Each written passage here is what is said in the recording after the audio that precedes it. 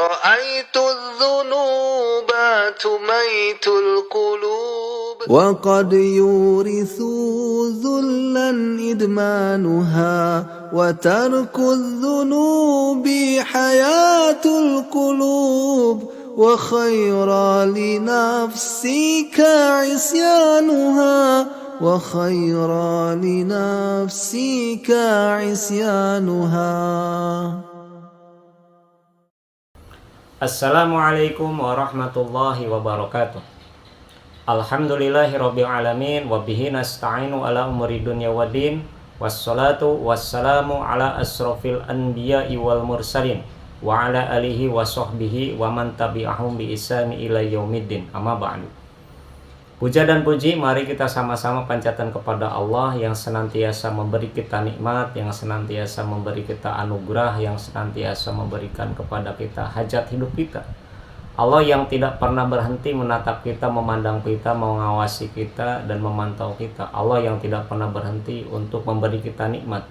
Allah tidak pernah berhenti untuk memberi kita kebutuhan hidup kita. Sekalipun kita maksiat kepada Allah, sekalipun kita lupa kepada Allah, sekalipun kita ingkar kepada Allah, Allah tidak pernah berhenti memberikan kita nikmat.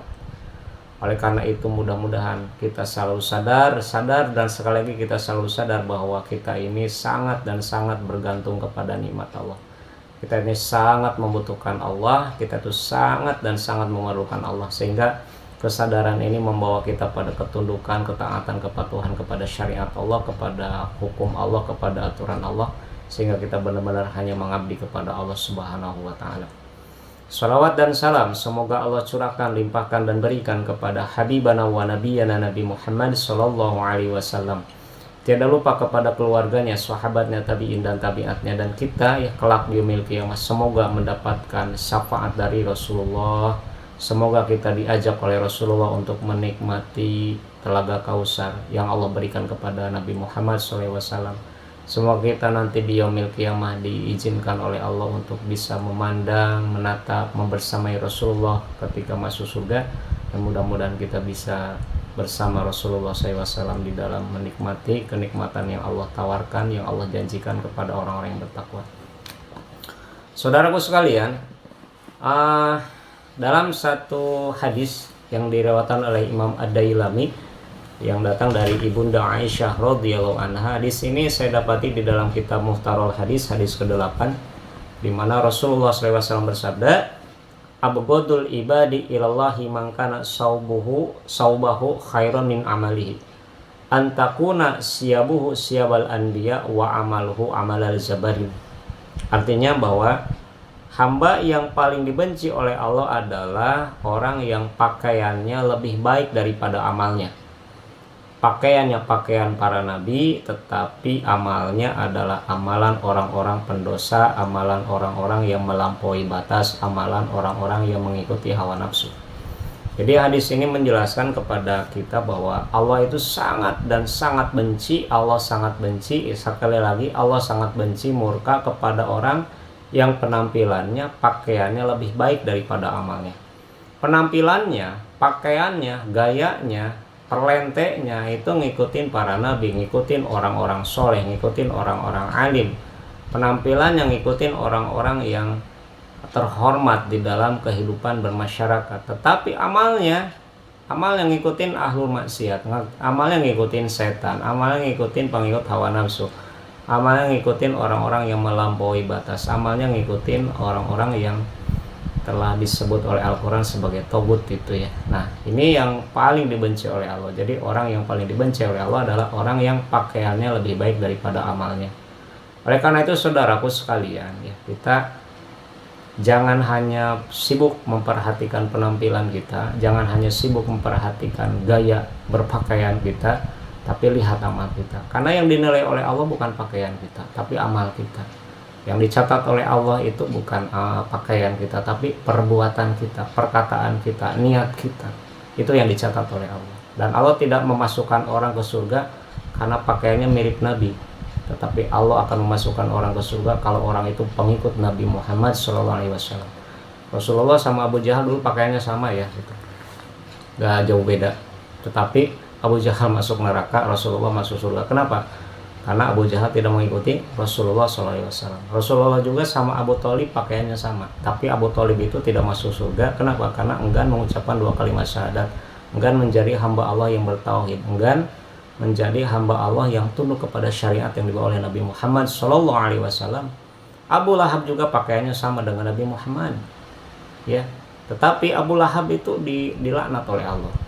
Di dalam Al-Quran Allah mengatakan tabat yada abi lahabi wa tab. Padahal pakaiannya sama.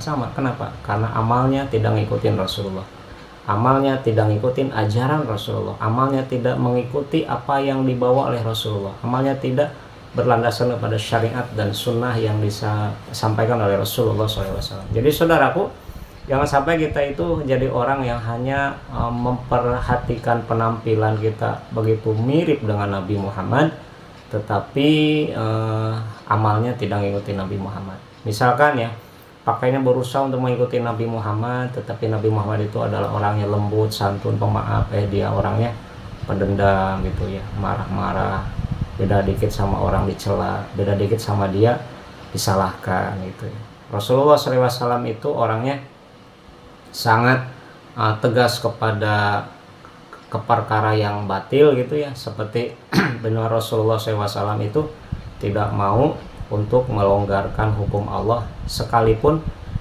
ketika hukum itu harus menimpa putrinya. Misalkan kayak Rasulullah SAW pernah mengatakan bahwa seandainya Fatimah itu mencuri, maka akulah yang akan memotong tangannya. Saking tegasnya Rasulullah menjaga keluarganya dari apa yang dilarang oleh Allah. Saking tegasnya Rasulullah menegakkan keadilan. Jadi jangan sampai kita penampilan yang ngikutin Nabi Muhammad, tapi kita tidak menegakkan keadilan dalam kehidupan kita sehari-hari.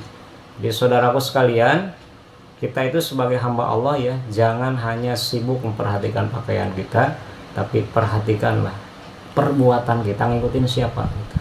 Jadi Allah itu sangat benci kepada orang yang pakaiannya lebih baik daripada amalnya. Makanya kenapa Allah sangat benci kepada orang yang pakaiannya lebih baik daripada amalnya?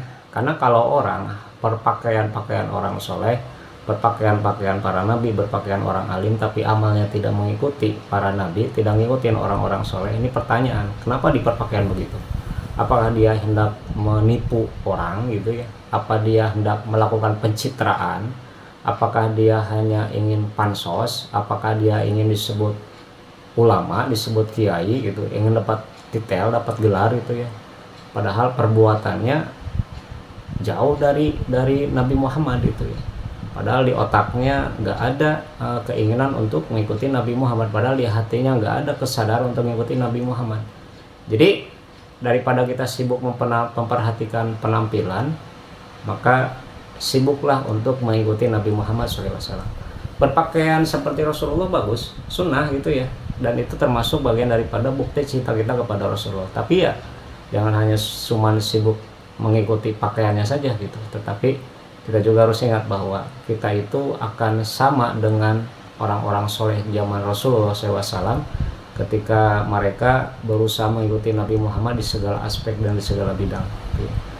Dalam keyakinan, dalam tutur kata, dalam bersikap sehari-hari itu harus mengikuti Nabi Muhammad SAW. Oleh karena itu mudah-mudahan hadis yang saya sampaikan tadi memberikan pelajaran kepada kita bahwa selain kita harus mengikuti Nabi Muhammad dalam berpakaian, kita ingat ya bahwa kita itu harus mengikuti Nabi Muhammad dalam perbuatan, berpikir, dan dalam segala tindakan-tindakannya yang sesuai dengan syariat dan sunnah Rasulullah SAW. Semoga bermanfaat. Akhirul kalam, assalamualaikum warahmatullahi wabarakatuh.